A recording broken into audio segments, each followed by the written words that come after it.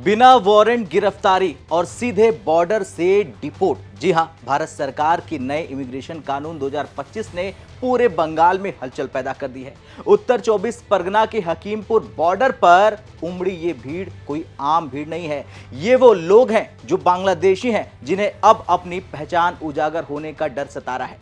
सालों से अवैध रूप से रह रहे इन लोगों के बीच अब एक ही चर्चा है, वापसी का, कि कैसे वापस हम बांग्लादेश जाएंगे। आखिर क्या है शुवेंदु अधिकारी का डिटेक्ट, डिलीट और डिपोर्ट मास्टर प्लान? क्यों मालदा का पहला होल्डिंग सेंटर सिर्फ एक शुरुआत है? और कैसे केंद्र की नई गाइडलाइंस ने बांग्लादेशी घुसपैठियों के पैरों तले जमीन खिसका दी है? आज हम करेंगे इस महा ऑपरेशन का पूरा विश्लेषण। दरअसल सबसे पहले ये वीडियो देखिए जो हकीमपुर चेक पोस्ट का है, और यहाँ का नजारा किसी रेलवे स्टेशन जैसा लग रहा है, लेकिन मंशा अलग थी। सैकड़ों बांग्लादेशी नागरिक जो सालों से पश्चिम बंगाल के अलग अलग हिस्सों में अवैध रूप से रह रहे थे, आज खुद लाइन लगाकर बांग्लादेश वापस जाने की गुहार लगाते दिख रहे हैं। इस भीड़ की वजह है सरकार की वो सख्ती, जिसका ट्रेलर मालदा में दिख चुका है। अब जैसे ही शुवेंदु अधिकारी की सरकार ने होल्डिंग सेंटर्स के लिए गाइडलाइंस जारी की, इन इलाकों में छिपे बांग्लादेशी घुसपैठियों में भगदड़ मच गई।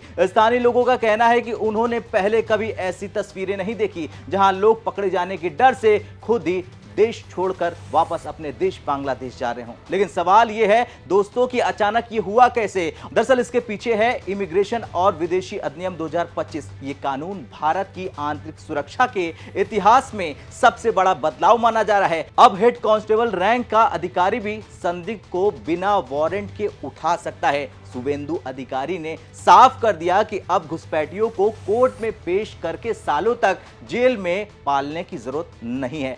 पकड़े जाओ, तस्दीक करो और सीधे बीएसएफ के जरिए बॉर्डर पार करा दो। गृह मंत्रालय की नई गाइडलाइन से कहती है कि संदिग्ध को 30 दिन तक होल्डिंग सेंटर्स में रखा जाएगा। इस दौरान जिला मजिस्ट्रेट यानी कि डीएम साहब खुद तय करेंगे कि आप भारतीय हैं या बांग्लादेशी, या यूं कहें विदेशी। अगर कागज नहीं तो वापसी पक्की है। और मालदा जिले के इंग्लिश बाजार में बना चंदन पार्क अब बंगाल की नई पहचान बन चुका है। यह बंगाल का पहला आधिकारिक होल्डिंग सेंटर है जहां बांग्लादेशी घुसपैठियों को आप देख रहे हैं। फिलहाल यहां 9 संदिग्ध बांग्लादेशी रखे गए हैं। यह कोई जेल नहीं है, लेकिन यहां की सुरक्षा किसी छावनी से कम नहीं है। सीसीटीवी के जरिए निगरानी, सिविल डिफेंस के जवान और पुलिस का कड़ा पहरा यहां पर है। यहां उन लोगों को रखा जा रहा है जो बिना किसी वैध दस्तावेज के भारत की सीमा के अंदर घुस आए हैं। और सरकार का लक्ष्य एकदम स्पष्ट है दोस्तों, हर जिले में ऐसे सेंटर्स बनाना, ताकि एक एक करके बांग्लादेशी घुसपैठियों की पहचान की जा सके और फिर उन्हें डिपोर्ट किया जा सके। जाहिर है इस पर राजनीति भी चरम है। उत्तर मालदा के सांसद खगेन मुर्मू कहते हैं कि बंगाल अब रोहिंग्या और आतंकियों का गलियारा नहीं रहेगा। जो सीएए में नहीं आते हैं उन्हें वापस जाना पड़ेगा। खैर, बॉर्डर पर बढ़ती ये भीड़ और सरकार की ये सख्ती संकेत दे रही है कि अब भारत अपनी सीमाओं को लेकर